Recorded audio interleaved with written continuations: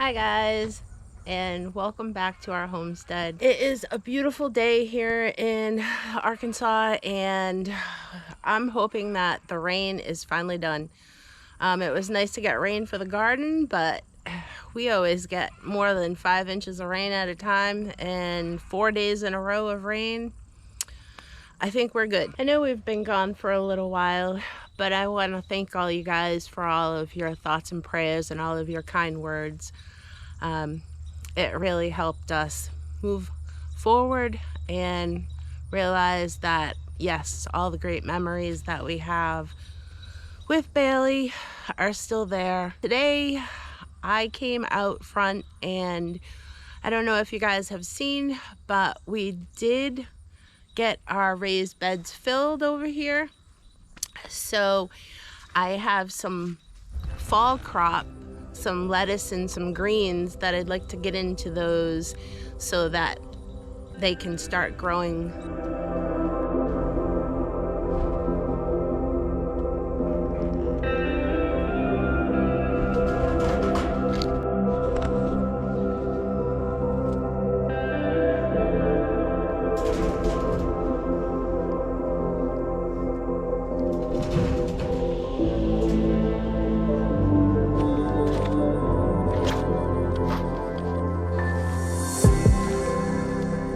Alright, so over here I have some mustard greens in this tray, but I also have some arugula that I need to get into these beds.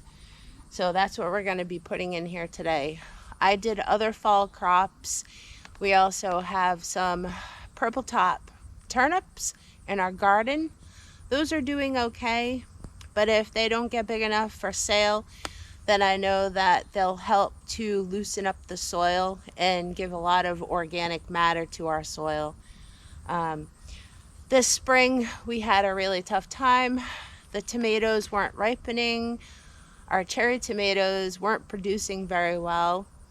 And things just didn't produce as well as they did last year. So we're trying to figure that all out. We have a couple of people from the USDA that are helping us out. We did a soil sample, and that soil sample came back within the allowance of the right pH levels. But I think that some of our problem is the pollinators that are in the area. Last year I saw many more honeybees, and this year there weren't as many. So I think that played a little bit of a role. Some of the information that we did get was that because it was so humid out, the bees were having a hard time moving the pollen from plant to plant because it was so sticky. That could be a reason. We're just not really sure. We try to grow here as organically as possible. We did put down some diatomaceous earth to help get rid of squash bugs. We tried some organic neem oil. Nothing seemed to really work, but we're moving on, and we do have crops. Actually, for fall in Arkansas, we have green beans still going. We have tomatoes that are still on the vines. We have plenty of okra still going. I have some jalapenos and green bell peppers. So we do have crops that are still holding on and producing well for us. So it's really good for the markets at this point. But I've been doing a lot of seed collection. I know that people are interested in herbs, so people like to buy herb seeds, and I can harvest them right off of our farm for right now. All right, so I'm gonna get going, and we're gonna get these planted in here.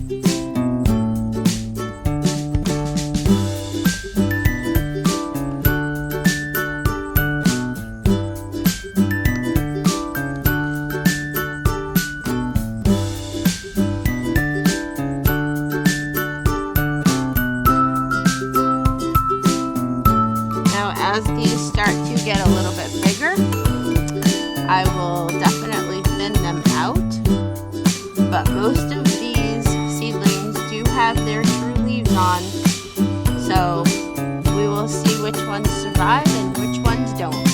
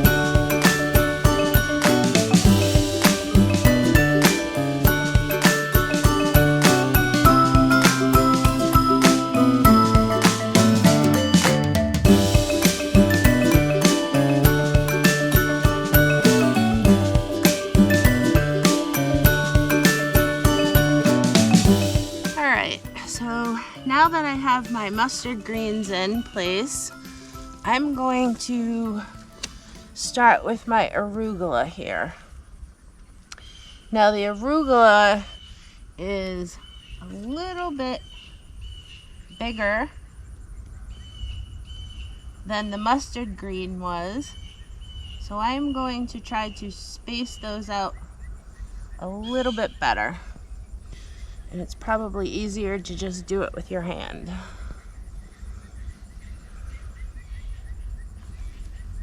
Yeah.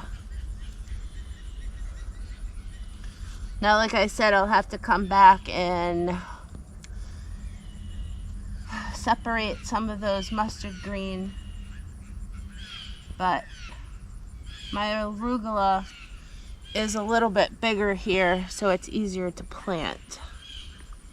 The mustard green I just planted in clumps. which helps until I have to thin it out.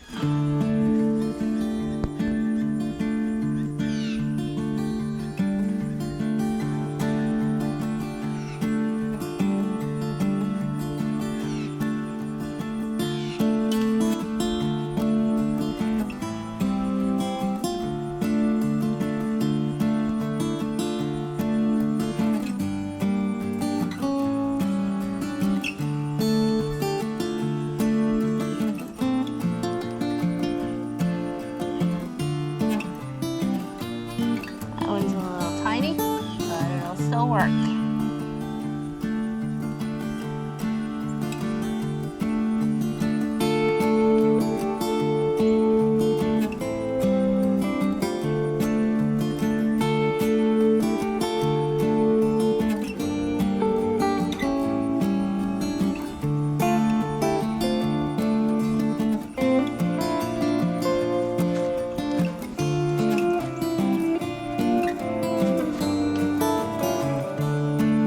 Nice having a crate to sit on, but because I have to lean over the bed to get to the middle, I really can't sit on that crate. It's not very comfortable.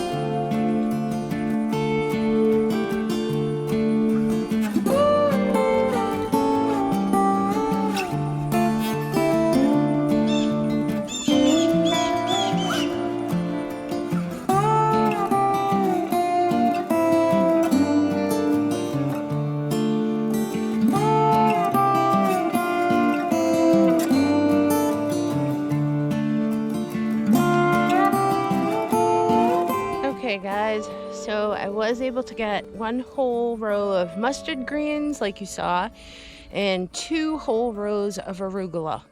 Now some of them are looking pretty sad right now because they need water. It did get pretty warm out here, but I do have some extras that I could plop in their spot if they do die off.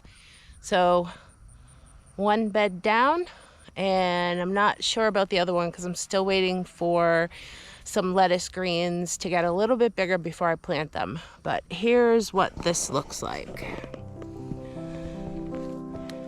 So got my whole bed planted here, so it just needs some water.